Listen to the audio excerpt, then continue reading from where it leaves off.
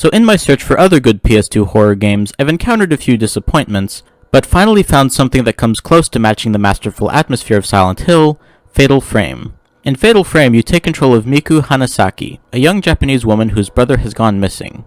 The last she heard from him, he was going to Himuro Mansion in order to investigate something, and so she also goes there in order to find him.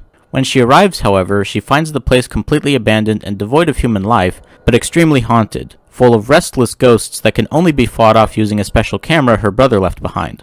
And so it's up to her to make her way through the mansion, quell the restless spirits she encounters, and try to figure out what's going on and save her brother. The game does an excellent job of building a tense, lonely atmosphere, with the unsettling feeling that you're being watched by some unseen spirits, because, well, you are. The ghosts also do a good job of making things nice and creepy. Some of the ghosts will actually help you and give you hints.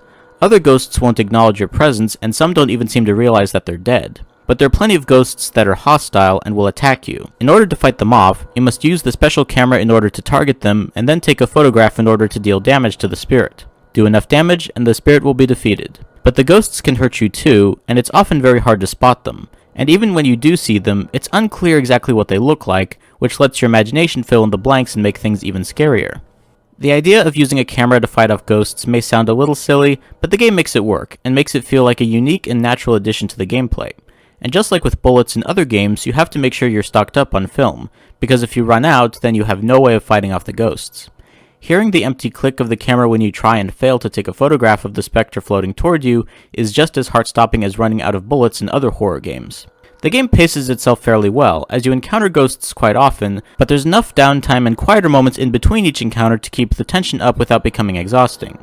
Himuro Mansion is a masterfully crafted location whose layout is fairly intuitive, but still requires you to think carefully in order to make progress. One nice touch is that there are some locked doors that give off supernatural energy, and you can take a photograph of them which will reveal where you need to go in order to unlock the door. But it won't tell you the exact location, you still have to figure out what's in the photo. The notes and papers left behind by the mansion's previous inhabitants slowly let you piece together what happened there, and also gives you clues about what you need to do, and it does a good job of adding to the sense of otherworldly dread that the game captures so well. And the horror of what was going on throughout the years in the mansion also adds to the creepy atmosphere, as well as explaining why a lot of the ghosts are so wound up. But while it is an effective horror game, Fatal Frame does have its problems. The first one being that it reuses the same areas over and over.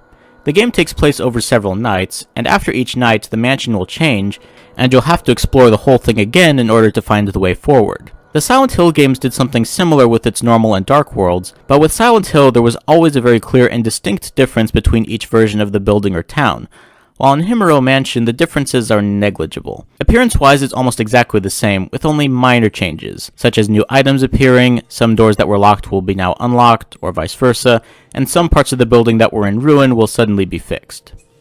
To be fair, each new section of the game does add new rooms and new elements, but it still gets a little tedious having to go through the same rooms again and again looking for the next critical item in order to unlock the way forward. But the other big problem is that the game ends up getting a bit too hard towards the end. Difficulty in horror games is a tricky balancing act. On the one hand, you do want to challenge the player, because if you don't, then there's no real tension and it may stop being scary. On the other hand, you actually want the player to be able to make it through, because if they start dying too much, the game stops being scary and starts being annoying. The horror game that found the best balance of this, in my opinion, was Silent Hill 3. As long as you were careful and planned things out, you weren't too likely to die, but you could never let your guard down, as just a few mistakes could get you killed. Fatal Frame balances this out fairly well for the first part, but towards the end it falls into the trap of being too hard, and thus it stopped being scary and just became increasingly aggravating. For most of the game the ghosts find a nice balance of being a challenge and also being scary, mainly because you are always able to scrape through. But after a while the ghosts start becoming more aggressive. They appear more often, their attacks are more damaging and have a wider range, and they have a nasty habit of teleporting around the room. So you'll be targeting them with your camera when all of a sudden they'll disappear, and before you could figure out where they've gone, they're right behind you and taking away a good chunk of your health.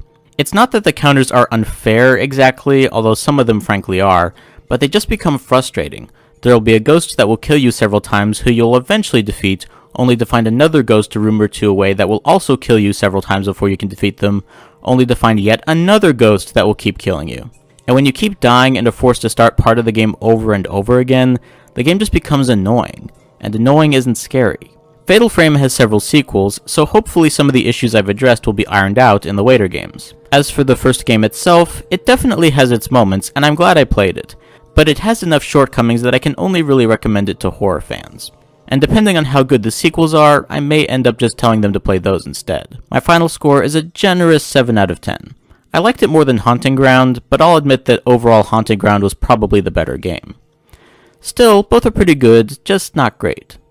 So what do you think? Have you played Fatal Frame? Are the sequels better?